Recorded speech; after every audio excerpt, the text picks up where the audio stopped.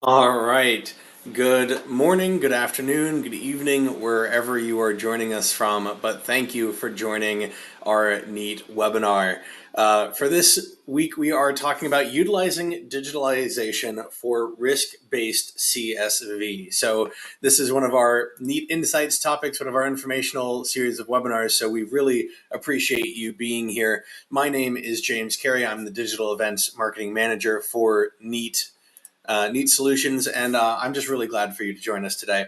I'll walk us through a few housekeeping tips for our webinar. If you haven't joined us before, this might be new to you. So you are in listen-only mode. You will only be able to listen to our broadcast today. We recommend either earphones or headphones, something to make sure that you're going to have a good audio experience the whole time. Let us know in the chat if you have any troubles with that throughout the presentation today. You will be muted. You won't be able to talk or respond on the webinar, but we do encourage you and invite you to chime in via chat. To the right-hand side of your video box, you should see a chat box there with a few different options. There's chat, which is where you can type in your messages at any point. We'll be watching the chat. You can type in any of your opinions on what you're seeing today, your history with CSV or with digital validation, or just say hi. I put in a message there already. Let us know where you're tuning in from. Tell us where you're coming from. We like to see where around the world our audience is joining from. And we appreciate those of you who might be up early in the morning or staying on a little bit later in your day to be with us today. During the presentation here in a little bit, I'll also be running an interactive poll. So as part of that chat box up at the top, you'll see the three symbols there across the top. You'll have that poll symbol. There's an active poll already running. So if you're tuning in right now, you want to get ahead of the schedule, you can go ahead and submit on that poll. We will get to that in a little bit. I can explain the options there, but if you see it and you want to go ahead and submit your answer, go for it now. There's also, the third one on there is a Q&A box. You can put in your questions at any time throughout the presentation for our speaker today, who I'll introduce in just a second. But we will get to as many of those questions as possible at the end of the presentation. So stick around for those. If we have too many, if we can't get to you, we will be sure to follow up with you personally via email after the webinar to make sure that your questions are answered. So feel free to put those in. If you might be viewing this on demand or you have questions afterwards, or if you have any feedback for us, we love to hear your feedback on our webinars, what you want to hear more about, what you want to hear next in our presentation series. You can always email us info@kneat.com. That's info at kneat.com to get more information about Kneat Solutions as a company, how to become a partner, Kneat Gx, our product, which I'll talk about here soon. And like I said, any questions or feedback you have about our event series, be it in person or digitally through our webinars. Your feedback is super important to us. We're here. We want to build out our community of validation experts and those in the validation fields across various industries. So be sure to follow up with us if you have anything. We'd love to hear it. Like I said, this is a Kneat Solutions hosted webinar. So just a brief stop here on our copyright and disclaimer statement. And then I'll get into the agenda. So I'm happy to welcome Darragh Boyle, one of Kneat's very own process engineers and the process engineering manager for Kneat Solutions. I will introduce him and have him introduce himself in just a little while here, but I want to step through some of our agenda items here. First, I will talk about Kneat as a company, Kneat Solutions and Kneat Gx. So in case you're not familiar, I will cover what those are and what the difference is between them. If you are familiar, just hang in there. I'll try to make it quick. Then we will get to the actual featured presentation and why you're here today. Traditional CSV approach and pain points, CSA or computer software assurance approach, some of the key success factors for CSA, benefits of digitizing and what that means for Pharma 4.0. We'll hear about some case studies. We'll wrap up with those key takeaways from the presentation as a whole. And then, as I mentioned, we'll get to answer your questions live. So be sure to put those questions in our Q&A box, and Darragh and I will come back to them towards the end of our presentation today. So I promised a poll. Let's go ahead and look at our poll. So if you haven't already, click into that poll box in your chat, that poll tab, and you can answer one of these four options here. We want to know where you are on your journey to digitalizing digitalizing. Sorry, it is the morning for me, so my tongue is still waking up. Digitalizing validation. Are you starting today with today's webinar? Is this the first point you've ever heard of digitalizing validation, and this is your discovery phase? Are you already in your initial discovery? You've heard about it, you're getting some prep work done and having some discussions done and figuring out if digitalization is right for you. Or are you about to launch your first digital validation project? You've done your research, you've done your due diligence, and you're getting ready to launch, and you're almost there. You're considering maybe how to scale or what your different options are. Or do you already have projects being delivered digitally? You're considering how to scale. Your own business is bumping up, your production's bumping up. You have to figure out how to handle all of this growth that you're seeing, which is great. So you're considering how to scale and get more projects, or maybe all of your projects, delivered digitally or validated digitally. Where are you on that spectrum? We want to see some of it. So I'll show our poll on the screen here. We'll let some people answer. We've got a hefty 50% of people who responded have some prep work done, some discussions done, and they're still moving forward in their design phases or their preparation. We've got about 50%. Ooh, it's changing. We're changing a lot. About 23% now have multiple projects validated digitally. So those are our two majorities here. We've got some people starting today. That's great. 22% now starting today. 5% are about to launch their first project. So we really are running the gamut today with the bulk of our audience having some prep work done. That is great. That's what we love to see, because we want to talk to you about those at any stage that you're at. You can take advantage of digitalization for risk-based CSV and CSA, and that is where we're at today. And that's what we're going to be talking about. But first, again, I've got to talk about Kneat Solutions as a company and Kneat Gx as a product. So Kneat Solutions is a global organization headquartered in Ireland, but with operations all around the world in the US, France, Germany, Switzerland, Denmark, Canada mainly. But we are a global company, so we are always operating. We are a publicly traded company listed on the Toronto Stock Exchange. So we are held to a high governance standard for that, but we also hold ourselves to a high governance standard. And I'll touch a bit more on that. But because we are held to that high standard, we are the validation platform of choice for 8 of the top 10 life science companies around the world, including 3 of the 4 COVID-19 vaccine manufacturers. So if that speaks to our agility, our right to market or go to market strategy, and right first time, that's what we enable. That's who Kneat enables in the life sciences industry.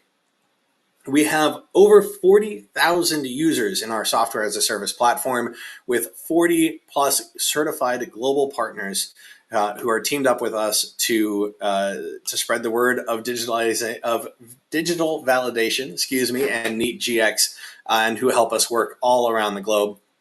Like I mentioned, we are held to that high standard. We hold ourselves to a high standard, and that means none of our development is done outside of our company. Everything is done in-house. There's no outsourcing, and that is for quality assurance on our own product. That is for security of your information and ours, and we take security very, very seriously. We are ISO certified, and we keep those up to date every year. So we hold ourselves and our practices to a high standard.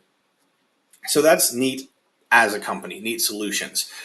Kneat Gx is our flagship product. It is a software as a service validation lifecycle management platform that digitizes validation processes from end to end, enabling regulated companies, hopefully like yourself, to move validation easier, faster, and smarter. So in a nutshell, that means everything that you've done previously to validate your workflows, your processes, your production, all of that used to be done on paper, where you're jotting down notes, you're getting signatures, you're testing things. All of that was on paper, stored in binders, stored in warehouses, stored for years and years.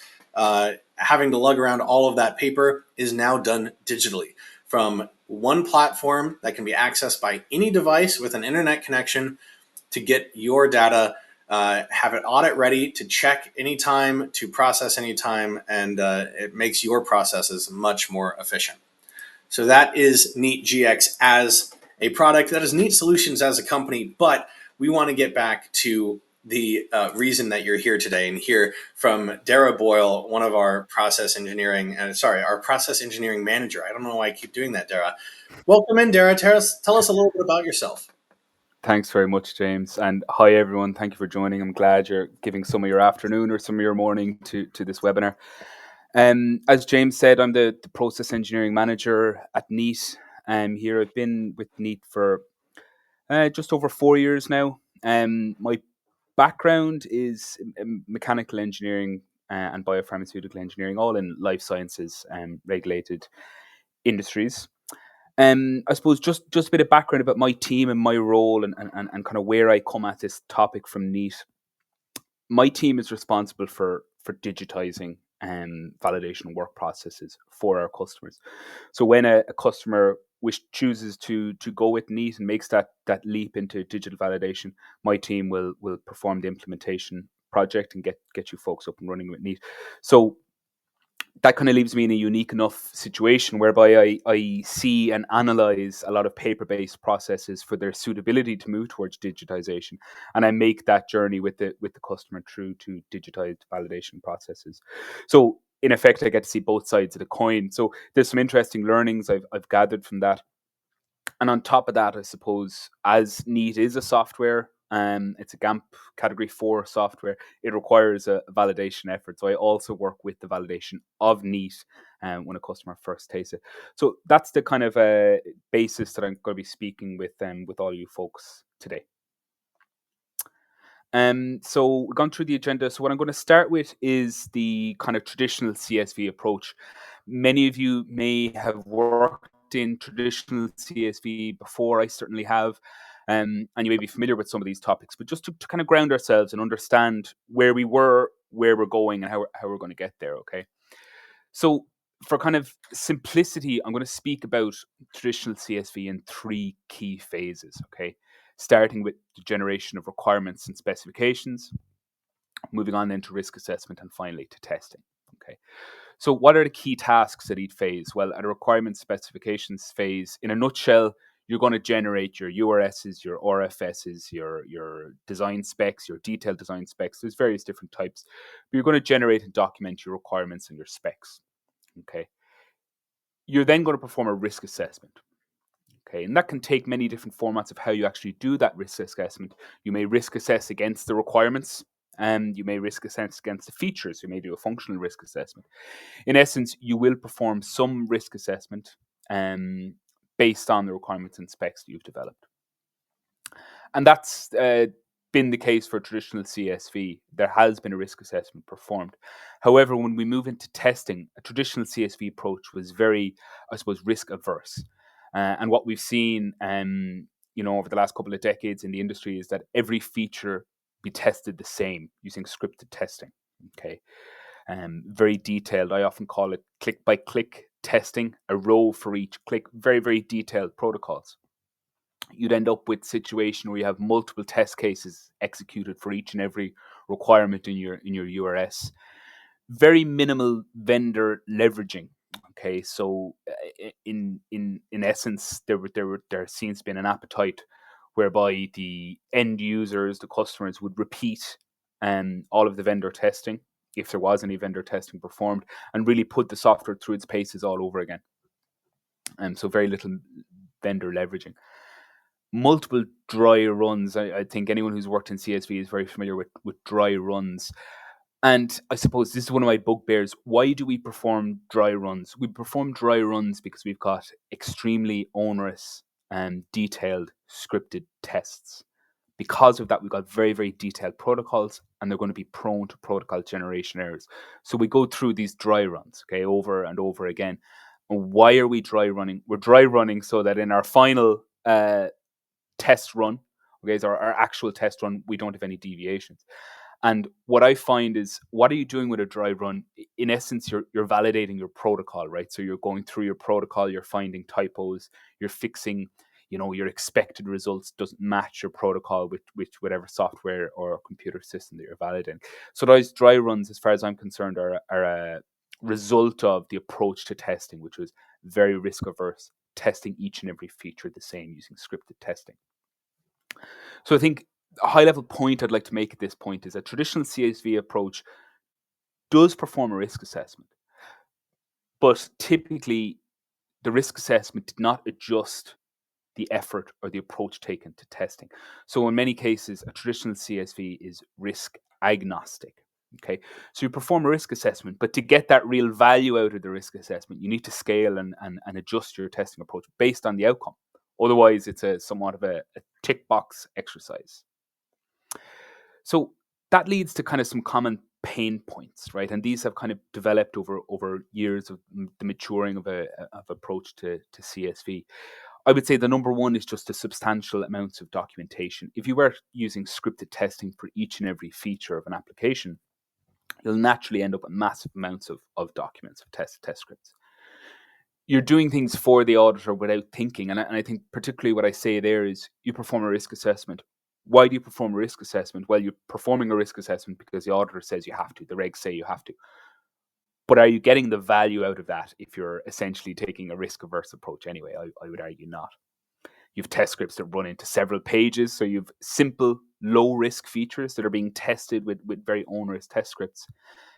Ultimately, it takes too long to validate. Again, your time is spent. I can't tell you how long I've spent on dry runs over and over again. Time taken to perform dry runs as opposed to really actually challenging the system and value add testing. And in essence, you spend a lot of time addressing test script errors and the associated cost impacts of those errors. Okay.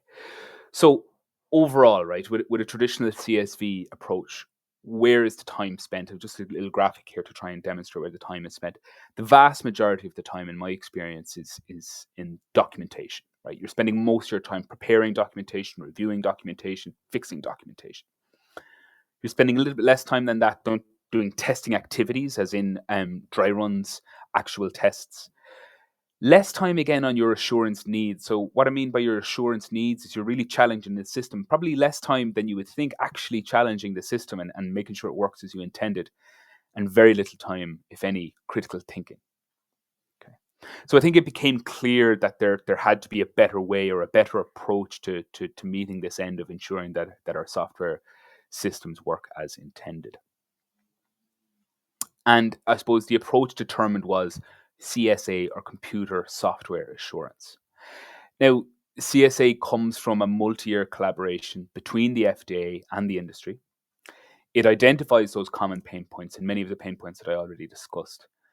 And it really, in a nutshell, it puts patient safety and product quality at the heart of the risk assessment process. So patient safety and product quality, not business risk, okay, which I'll touch on later. CSA is a common sense approach to computer systems validation. It really encourages you, okay, you've done your risk assessment, now do something with it. Okay, scale your validation effort based on that risk assessment.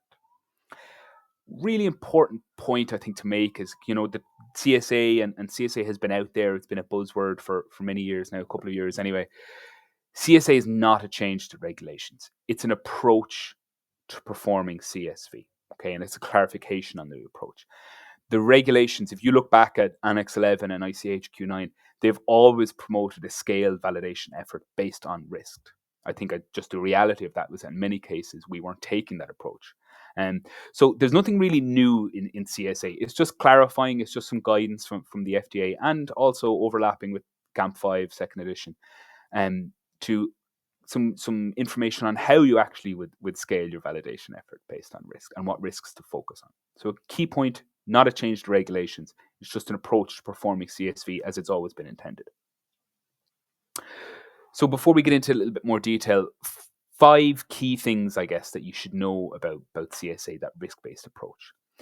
The risk is based on the impact to patient safety and product quality. And if you were to take away one thing from this slide, I think it's that. It's the risk to the patient and the product. Okay, that's what we're talking about in risk. We're not talking about business risk. We're not talking about money. We're not talking about time. We're talking about risk to the patient and the product. It calls for the least burdensome documentation, which I think is important. We recognize a common pain point of traditional CSV is the amount of documentation generated. The CSA guidance particularly calls out that you should take the least burdensome documentation approach. It can reduce paperwork by up to 80% with use of unscripted and ad hoc testing, which we'll be going through in much more detail. It results in less issues encountered in production. And why? Well, in my opinion, that's because your testing time spent is on the high risk areas. Okay. You're not spending your time verifying the color of a login button, checking each and every back button, every feature. You're identifying those high risk areas of the application, and you're spending your time challenging the system in those areas. And finally, of course, very importantly, it's FDA and ISPE supported. So we've talked a little bit about what CSA is at a high level. Okay, I'm going to get into it in more detail. Some of the expected guidance, you might remember this graphic on the left from a previous slide. It's trying to flip the time on its head, really. So you want to spend less time, the least amount of time as possible on documentation. Okay, you want to spend more time on your testing activities, more time again on your actual assurance needs, i.e., challenging the system where it needs to be challenged. And finally, a hell of a lot more time critically thinking, critically analyzing. Take that effort away from documenting, away from drafting scripted and onerous test scripts. Put them into critical thinking, put them into really thinking about your risk assessment, performing a really good risk assessment, and scaling a validation effort based on that. So, look, what are some of the expected benefits? The expected benefits are, at a high level, improved quality and efficiency, reducing validation effort, reducing your timeline. Okay. And again, key point to me is you're spending more time actually challenging the system. Okay. So just to compare the two now in a kind of a side-by-side approach, your CSV, if you look at the graphic on the left, your CSV, we could say that 80% of the time is spent on documentation with 20% on testing.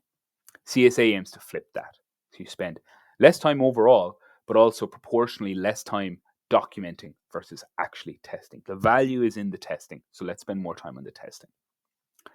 If we compare them then on the right-hand side in more of a kind of a alongside approach, traditional CSV follows a very process-centric approach. We follow the process. We perform a risk assessment. We write scripted tests for everything. We run the tests. Whereas CSA encourages you and emphasizes a risk to product quality and patient safety based approach. Formulate your risk profile based on the risk to product quality and patient safety. Traditional CSV validates entire computer systems, agnostic of the risk, each and every feature, click by click. CSA, again, encourages you to scale the validation effort based on the risk, challenge the system where it should be challenged. CSV is particularly documentation heavy, with scripted test runs, dry runs, and expected and inevitable protocol generation errors, whereas CSA reduces compliance documentation, increased focus on vendor testing, unscripted tested, and ad hoc tests, which we will get to. And finally, naturally, look, as you can imagine and as many of you may be aware, traditional CSV is very resource intensive. And CSA aims to reduce some of that and certainly reduce the paperwork. So we've kind of talked about traditional CSV. We've talked about at a high level what CSA is. We've kind of compared the two. I'm going to break down some kind of key factors for applying the CSA guide. So for making CSA happen. Number one, for me, a very key one and probably an underrated one is vendor leveraging. And that starts with supplier assessments and then leveraging vendor testing. It starts right upstream when you're selecting your vendor, that you're assessing them, you're auditing them if need be, and then you can leverage downstream during the project with confidence. A second key success factor is your risk-based evaluation. So again, we're all used to performing risk assessments. So performing the risk assessment is nothing new. It's really the approach and what's the risk that's going to trigger high risk outcome. And i.e. that is that risk to product quality and patient safety should be assessed based on the intended use of the computerized system. So when we've determined that risk and we've thought about the product quality and patient safety, we should dictate the system validation approach and a commensurate level of validation effort based on the outcome of your risk assessment. Don't just do your risk assessment and say, great, that's done, file that, let's move on and test everything the same way as we would anyway. Do your risk assessment, scale the validation effort. Our final success factor we're going to look at is scaling that validation effort and kind of practically how you can do that. Let's look at some scripted, some unscripted tests and ad hoc tests performed based on risk. So what are the actual differences between those tests and the approaches, and how can they save you time? Okay, so I'm not going to bore you too much with going through the regulations, but I think it's important to pull some of these quotes from GAMP 5 and in the next slide from the CSA guidance from the FDA, just to drive home really that there is an acknowledgement there and there's an encouragement to leverage vendors. Okay, so just a couple of points I want to highlight. The first, again, so from GAMP 5, second edition. Regulated companies should seek to maximize supplier involvement throughout the system lifecycle in order to leverage knowledge, experience, and documentation, subject to satisfactory supplier assessment. There's two key things there to me. The first is your supplier assessment. Okay, you should assess your supplier upstream. Right, should be one of the first things you can do. And again, not just because your policies say you should.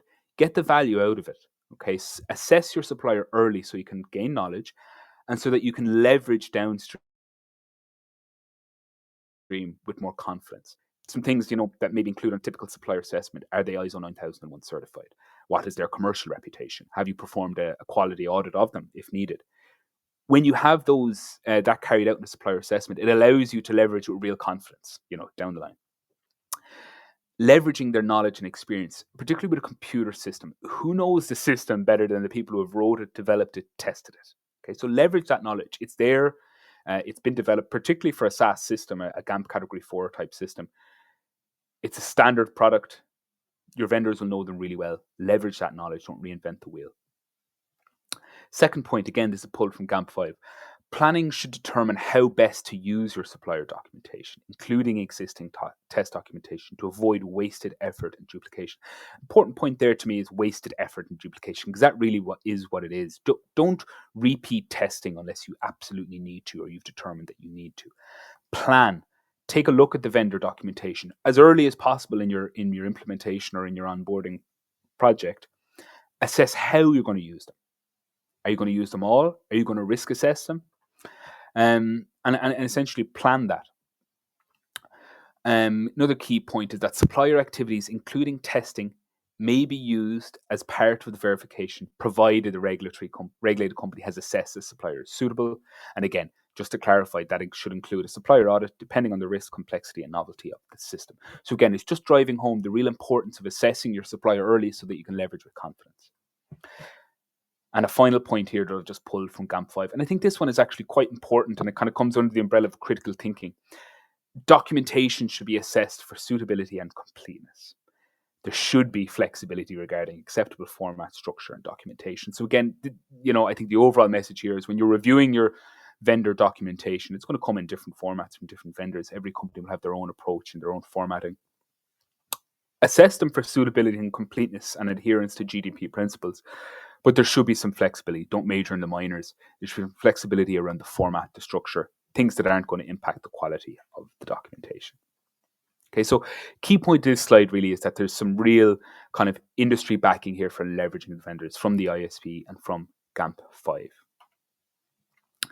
Similar point now, the FDA, the Computer Software Assurance Guidance from the FDA, the draft guidance, it covers a lot of the same ground, okay, and it makes many of the same points. So I'm not going to repeat everything, but one thing I will pull here is that assurance that this supporting software performs as intended may be sufficiently established by leveraging validation records, software installation, or software configuration, such as additional activities, for example, scripted or unscripted testing, may be unnecessary.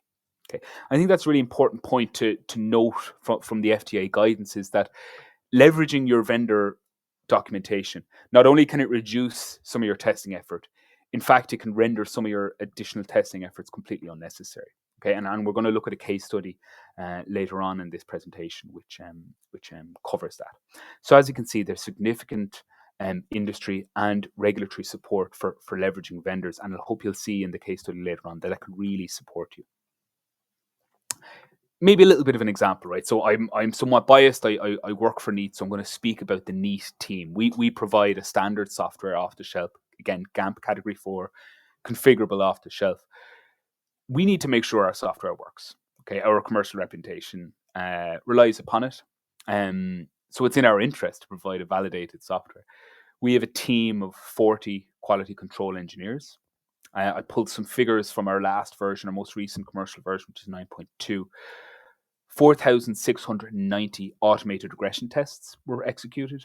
and 2,750 operational qualification tests were defined and executed version 9.2. Also, we covered exploratory testing, upgrade migration testing, performance, security, device testing, all of which we provide documentation for. We do it because it's in our interest, and we do it so you don't have to. Okay. So don't reinvent the wheel, leverage your vendors, assess them upfront, perform your supplier assessment, look at their ISO certifications, look at their commercial reputation, take their documentation. Maybe you're not going to look at 2,750 OQ test cases, but maybe you'll pick some high risk ones and check those. Leverage them. The testing is performed, it's there, and it should be used. So let's imagine we've assessed our supplier. We are delighted to leverage all the testing, the operational qualification, the IQs that they're going to provide, and now we're needing to perform our risk assessment. Now, I think it's important to point out the risk is a spectrum or a profile, and the ultimate outcome of a risk assessment is to determine your profile of risk for your piece of software. Okay. Now, the FDA and the FDA guidance speaks in a quite binary manner about risk. Okay, it talks about high risk and non-high risk. High risk are those that directly impact product quality or human safety, patient safety, potentially causing or impede a product recall. Okay, so that's your high risk. Your non-high risk are areas of the application or features which do not directly impact product quality or human safety. So as you can see, the FDA speaks about it in a binary manner, but they do acknowledge that risk is a spectrum, and it may be in your interest to develop a profile. Okay, low, medium, high, very common. Maybe a risk priority number, so numbering system. There are multiple different ways of doing this, but ultimately your risk assessment will develop your spectrum or your profile of risk for a particular software. Okay, so your intention here is to develop your spectrum. Now, a really important point for me in terms of developing that spectrum is to employ critical thinking. Okay, again, and this really comes back to putting effort into risk assessment, getting the right people in the room. And again, I'm just going to pull a couple of quotes. There's actually an entire section on critical thinking in GAMP 5. It's good reading.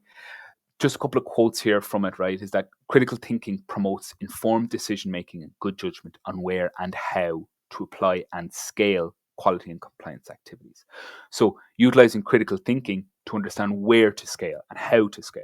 And the FDA guidance provides some information on how to scale. Critical thinking should be applied to understand the implementation risks as well as functional risks to patient safety, product quality, and data integrity. So perform your risk assessments and understand those risks, because ultimately you need to understand the risks to ensure that you're going to test them appropriately. The evaluation of the risk to quality should be assessed on scientific knowledge and ultimately linked to the protection of the patient. So to me, scientific knowledge there, and a big part of that is being consistent. So I've seen many different approaches to taking risk assessments. There's multiple different metrics. There's FMEA type approaches. There's risk priority number. There's low, medium, or high. Ultimately, you must take a scientific approach. To me, what's important there is consistency, that you're following the same approach for your systems, that you've got a defined policy and approach to it, and you get the right people in the room. And this last point is really hits on the right people in the room. In the context of computerized systems, scientific knowledge is based upon the system specifications and the business process being supported. So you've got your system specs and your business process. It's really important that you have those subject matter experts who really understand both sides of that involved in your risk assessment. So who's going to know your system specs? They'll primarily be maybe your system owner, for example. That also, some of that information may come from the vendor. Okay, we provide risk assessments that are leveraged. You may leverage specifications from the vendor. The business process. Who's going to understand your business process? Well, that's your process owner. It's your end user. It's your key end users. Okay, and your business process owner. It's very important that those people are involved in the risk assessment. Okay, to make sure you're thinking about the impact of product quality and patient safety and the potential in terms of the likelihood of those impacts, those failures.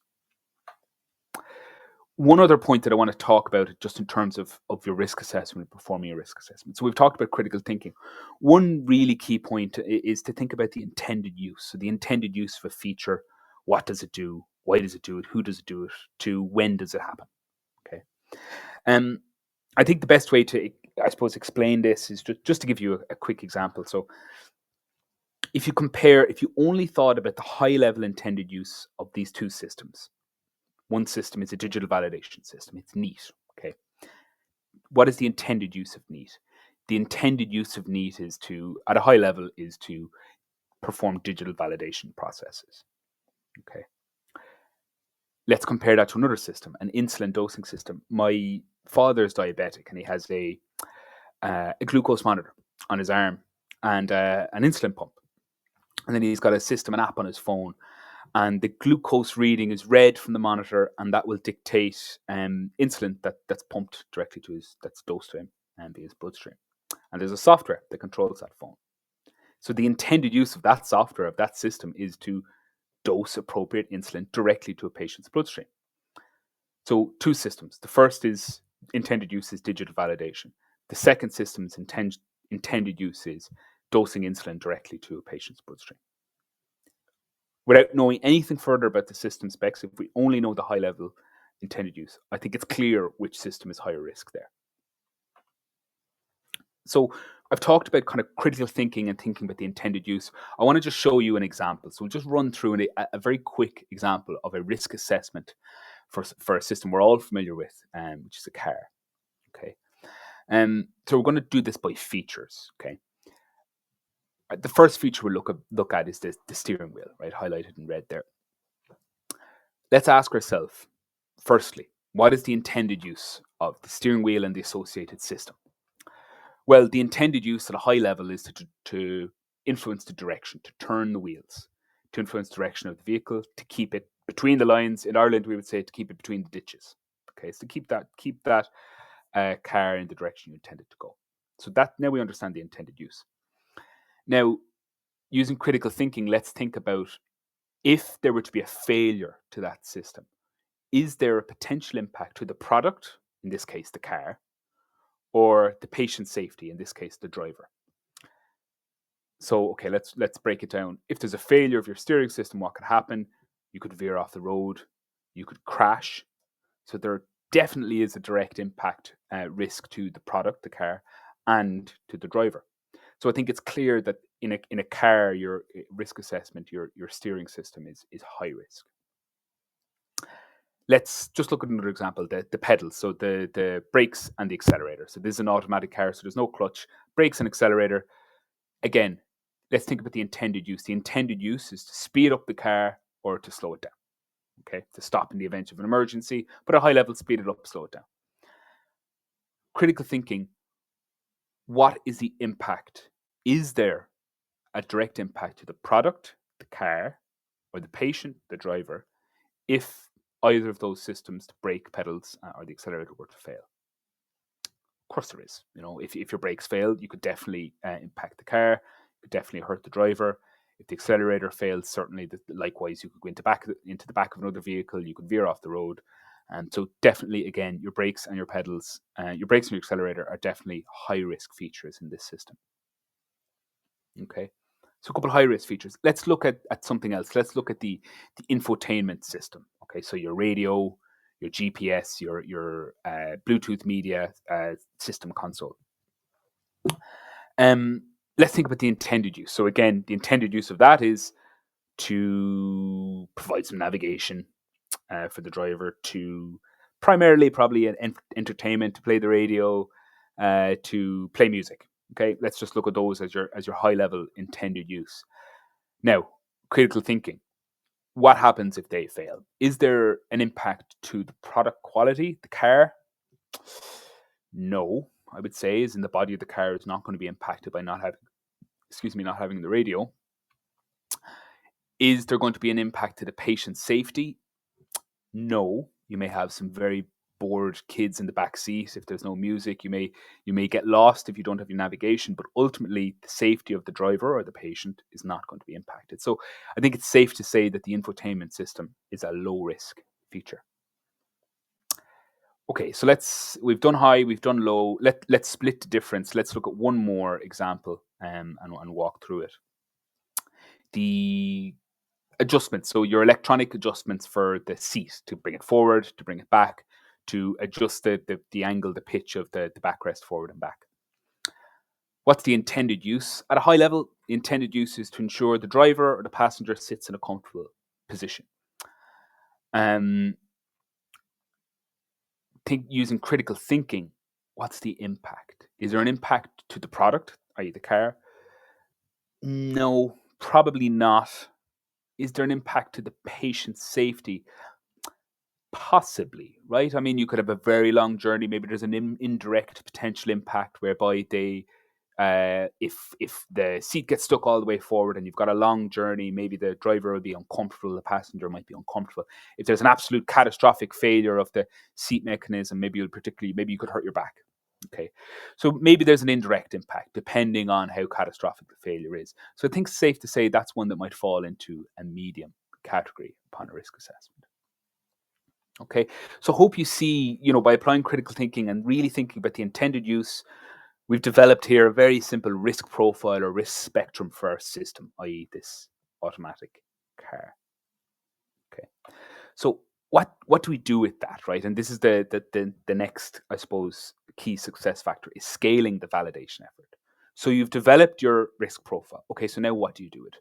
Well, you should test commensurate to the risk. Okay, and I've broken it down just for simplicity. We have high, medium, and low in our risk. We're going to correspond that with the approach to testing. We'll walk through those.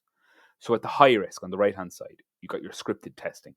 An approach we'll all be very used to. Anyone who's been involved in validation, be it CQV or CSV, will be familiar with what a scripted test looks like. And I'm going to walk you through an example. Your unscripted testing, maybe for your medium risk, which is a little bit less involved. And we're going to walk through those. It requires a little bit less effort.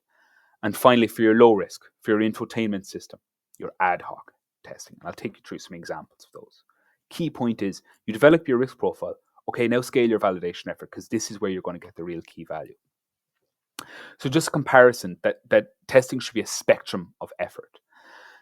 If we think about our high risk features and our not high risk features, our high risk features we would still cover with scripted testing, so with robust scripted testing. And in a traditional CSV approach, still 100% of your testing was scripted.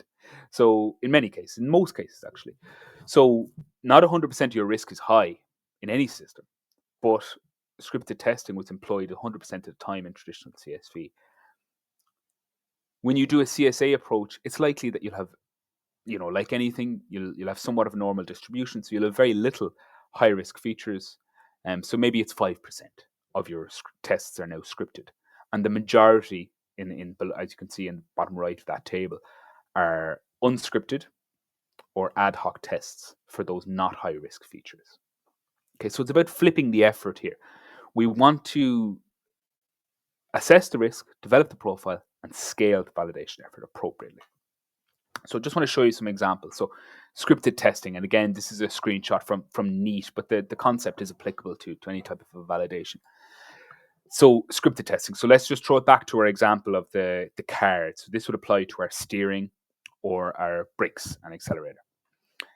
In a scripted test, you're going to have your detailed test instructions. Sometimes it's step by step. And you're going to have expected results. And anyone who's worked at validation will be quite familiar with this concept. You have an instruction, your expected results, and then maybe you'll have your actual result. You'll include who performed the test and the date of test execution. So your pass, fail, typically, and then you'll sign. Right. So if this was the car, for example, you'd have detailed instructions about the tests. Ensure the steering wheel sits at a normal angle. Ensure that when you tilt the steering wheel 20 degrees to the left, that the wheels will correspond 20 degrees to the left. This sort of thing, where you detail out the individual steps as well as the expected result, and during your test, you'll pass and fail them. Now, one of the burdens here is detailing and writing that protocol. I've got a very, very, very straightforward example in the screenshot here. I've seen these be incredibly detailed, particularly for software systems. Log in, ensure the login page, and literally a click by click by click, screenshots of every next click, a step corresponding. These can become extremely detailed.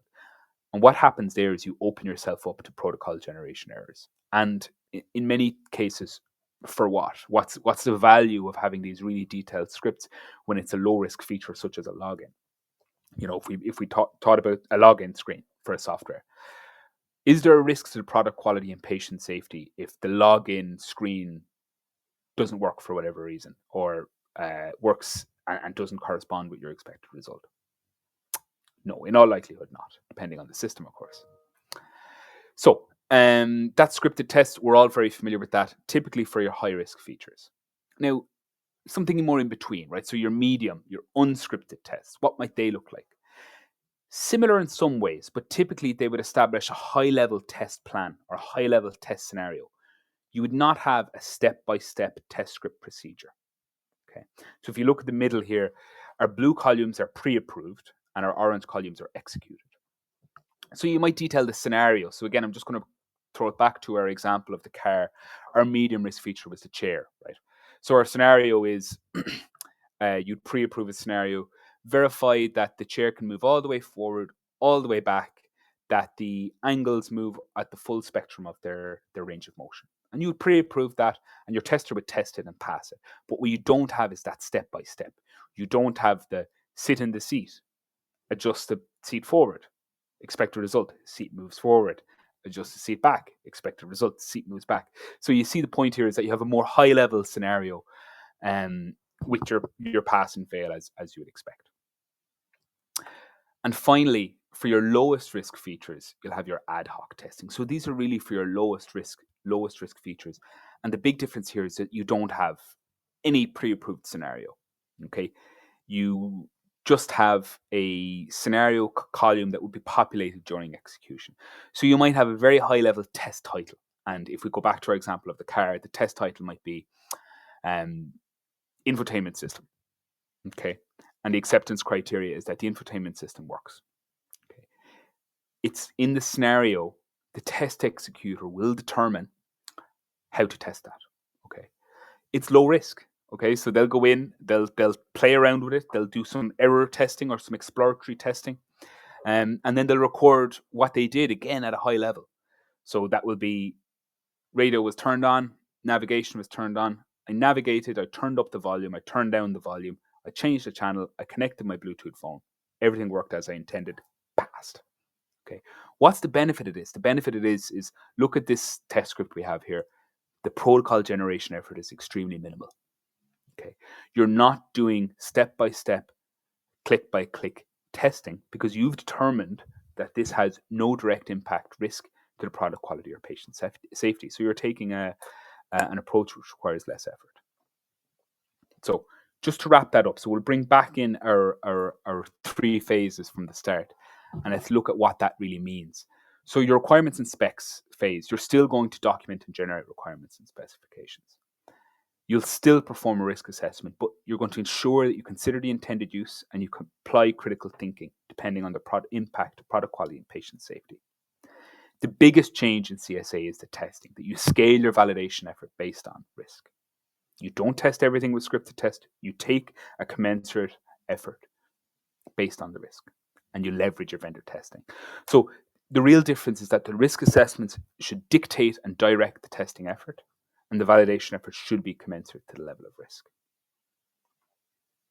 Okay, so I'm going to move into a case study, but just before I do that, I'm going to hit on some of the benefits of digital validation for CSA. So ultimately, right, digital validation has numerous benefits, and those of you that are somewhat on your journey of digital validation will already be aware of the benefits. Eliminating paper, I'm not going to dwell on it. It really allows to eliminate inefficiencies, which many are kind of common sense. We've got built-in data integrity, okay, particularly with Kneat. There's technical controls there around data integrity rather than procedural controls. Of course, compliance with 21 CFR Part 11. It can lead to cycle time reductions to review and approval. You can do templatized test scripts, which is really beneficial for ad hoc testing in particular. We in Kneat have developed templatized ad hoc unscripted and scripted test cases, which you can use again and again and again as required. You can also say, okay, we executed a test on this particular SAP module 6 months ago. I'm going to copy that test case and we'll repeat it. So there's lots of kind of efficiency benefits there around templatizing. Obviously, traceability, much easier intuitive requirement traceability, and scalability of the system to add new software. Okay, so look, the benefits of digital validation are massive. You know, they're not all particular to CSA, but certainly when it comes to templatized test scripts and some of those technical controls around adherence to data integrity, it can particularly be a driver for adopting a risk-based approach. So just before we jump into the case study, I just want to hit on one point regarding Pharma 4.0. So Pharma 4.0 initiative by the ISBE and by the industry. I've just pulled a graphic here that details Pharma 4.0. I'm not going to go into too much detail on Pharma 4.0, but what I will say is just make this point that Pharma 4.0 calls for digital maturity. That's really at its core is around digital maturity and data integrity by design, i.e. technical controls like we have in Kneat for data integrity.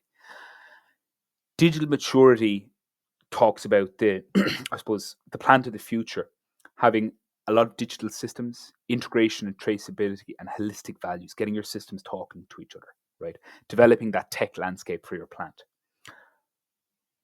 That is excellent. But what that does mean is that there will be a validation effort of all these new digital systems and of the integrations between those systems. You're going to have to validate it. You're going to have to test it that it works.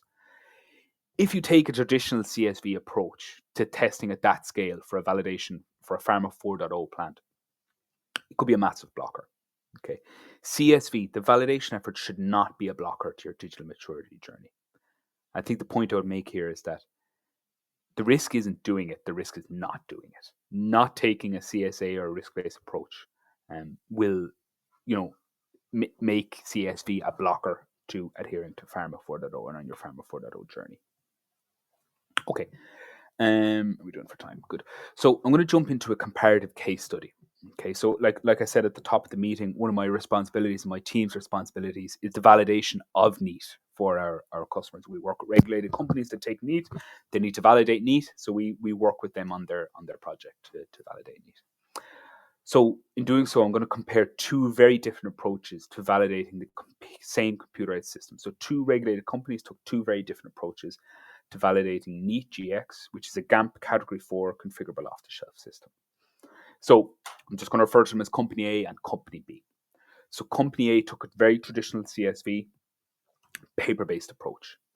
Company B, with our support, took a risk-based CSA approach. Some key points. The same computerized system. It was Kneat, the same documentation suites, the same everything, the same high-level intended use, digital validation, and two very, very different approaches. So to compare and contrast those approaches, I'm going to break it down into these three phases: the requirements and specs, the risk assessment, and the testing, as per previous parts of the webinar.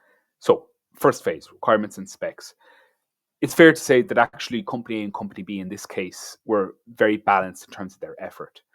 Both generated extensive requirement and functional specs, and both did leverage some content from the vendor. We've developed our specs for our own internal testing. We make them available, and both companies chose to leverage them. Risk assessment. So in the risk assessment, both did perform a risk assessment, both Company A and Company B. However, Company B spent a lot more time, okay? They consulted many more SMEs. They had a focus on critical thinking and intended use, and they really did interrogate the system in terms of risk assessment. That was the only place they spent more time. If we looked at the next phase, which is test preparation, the pendulum swung back. So Company A took a traditional CSV, a risk-based approach. They performed their risk assessment and said, great, that's done, mark it off the list. And then they began in anger drafting scripted tests for each and every feature, not leveraging any of our testing. So we provided all of our OQs, no leveraging, and took a very risk-agnostic approach. Company B said, thanks very much, and took all of our vendor testing, and they scaled their test effort based on all the testing we provided. So that was their test preparation. If we look at test execution, the balance or the inefficiencies continued. So Company A performed a full qualification. They encountered many protocol generation errors. They had multiple dry runs. Okay. Company B executed 4. After the risk assessment, they decided, oh, this is a GAMP Category 4 system. We only need to do these 4 unscripted test cases. We don't even have any high-risk features. Okay. So I just want to break down a little bit more, and hopefully this will explain some of the inefficiencies of the test execution approach taken by Company A and some of the benefits of a validation using digital approach. So from left to right, Company A, so they drafted their full test protocol in Word, so on the computer. They did their pre-approval in DocuSign or Adobe or one of those, and printed out the protocol following the pre-approval. So drafted in Word, printed it out, executed the protocol on paper. While they're executing, they're taking their test evidence, their screenshots from Kneat, so from the computerized system. And they have to print out those screenshots. So taking screenshots, printing them out. And then on paper, initialing them, dating them, and then scanning everything back in. So you're taking screenshots of a digital system to print them out, to sign them, to scan them back in. So look, as you can see, there's all sorts of, even in terms of data integrity, there may be legibility issues there, but there's all sorts of inefficiencies there taking that approach. To start on a PC, to print, to scan, print screenshots, there was over 200 screenshots, and then to scan everything back into the computerized system, you can see, look, there's natural inefficiencies there just with the use of a paper-based system. Company B. Company B used a digital approach. They had only 4 unscripted tests. They drafted them, executed them digitally, 4 tests, and post-approved them digitally. Remember, for the same system. So as you can see, naturally, that digital system does improve the efficiency. So let's compare the results. Just some things on the test execution. So Company A took one executor 4 weeks, required 3 dry runs, and 230 screenshots, printed initials, and scanned, with 18 protocol generation errors. Okay. It's natural. 18 protocol generation errors is no reflection of the quality of their documentation. It's just inevitable when you have these scripted tests, these dry runs repeating, where you're validating your protocol instead of validating your system. Company B, however, one executor took them 3 days. Most of that was waiting for signatures, as we're all used to. No dry runs. They took 8 screenshots, and there was no protocol generation errors because they had far simpler protocols. So I'd ask, which company has more confidence in the computerized system? Company A, who spent all their time dry running and signing and initialing screenshots, or Company B, who spent far less time, but the time they did spend, they spent interrogating the system where they felt it should be interrogated. And again, which company is closer to Pharma 4.0? So just to summarize before we finish with some key takeaways. Summary, our Company B had an 80% reduction in test cases, a 70% reduction in test execution duration, a 100% reduction in protocol generation errors, and a 4 weeks reduction in execution timeline. So they really flipped it. They spent more time critical thinking, risk assessing, and leveraging, and less time documenting. So just some key takeaways before we have a couple of minutes for questions. Leverage your vendors. Okay, don't reinvent the wheel, particularly when it's a SaaS system or a configurable off the shelf or a GAMP category 4 or lower system. Leverage your vendors. They've tested, so you don't have to. Take a risk-based approach to CSV. When you're taking that risk-based approach, apply critical thinking, consider the intended use. When you've done your risk assessment, scale your effort. There's no use in doing the risk assessment and ignoring it. Perform the risk assessment and scale the validation effort. And finally, digitize your validation processes. The business benefits of digitizing your validation process, as well as the compliance benefits associated with data integrity, are massive. Okay, that's everything I have for you today. Thank you very much. I'd welcome any questions if we have any, James, in the chat. Perfect. Thanks, Darragh. That was a great presentation. We are right at the hour time. We have just a minute or so for questions. So we'll try to do a lightning round. I'm going to take these most popular ones first. So any that have been upvoted, if you want to go in and upvote a question that you have or you want to hear from, please do. A couple questions have come in about getting recordings and the slides for this presentation. Yes, as long as you have marketing emails allowed from Kneat, because you registered, whether you showed up live or you missed it and you're waiting for the on demand, you will get a follow up email from Kneat with a link to the slides and a link to the recording of the presentation. If you don't see that in the next few days, probably on Monday or Tuesday, go ahead and reach out to us, info@kneat.com, and we can get that set up for you. So what is the difference between unscripted testing and ad hoc testing? That was one of the most Sure. popular questions that came in.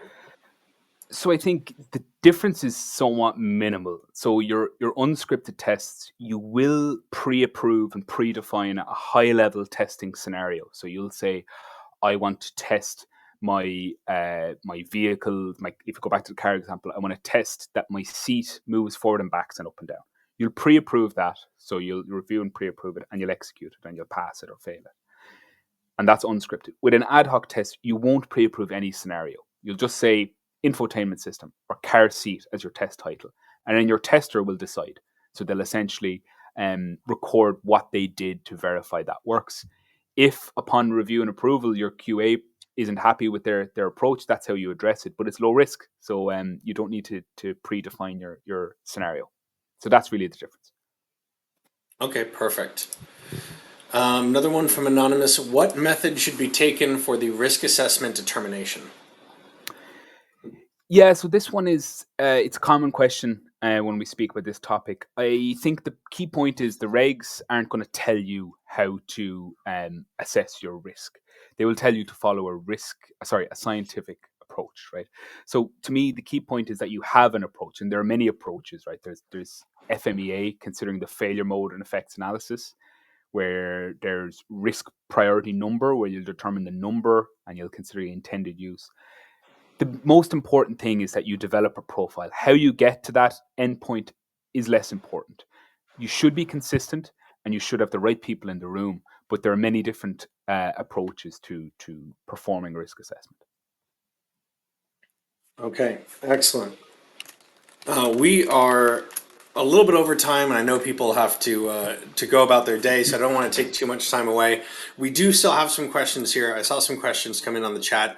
I will give those to Darragh offline, and we'll get answers to you separately through some neat emails, at least the ones that have names attached to them. So feel free to keep putting questions in the chat or in the Q&A box. We will be able to answer them, just not live on the webinar for now. But Darragh, really want to say thank you. Really appreciate the presentation today. It was very informative.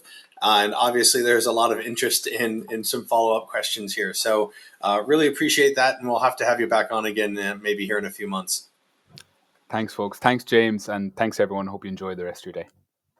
Thanks, Darragh.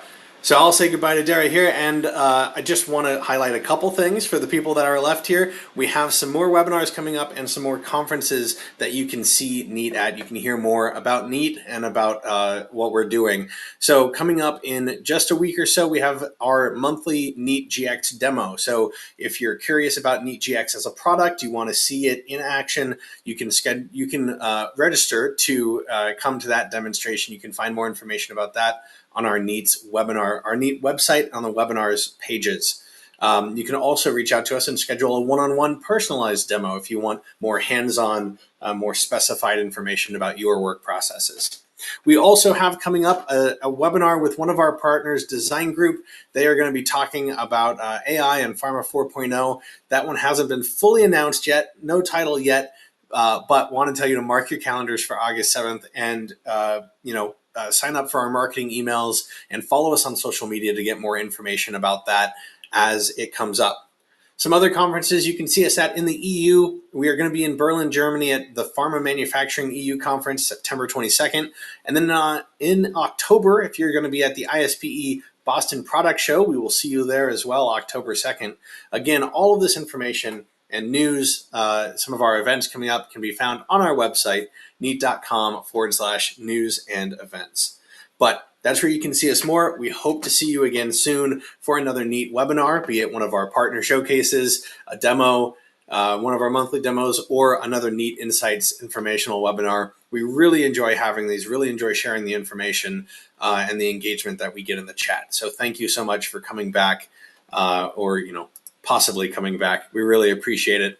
Anyway, have a great day, everyone, and thank you for joining a little over time here.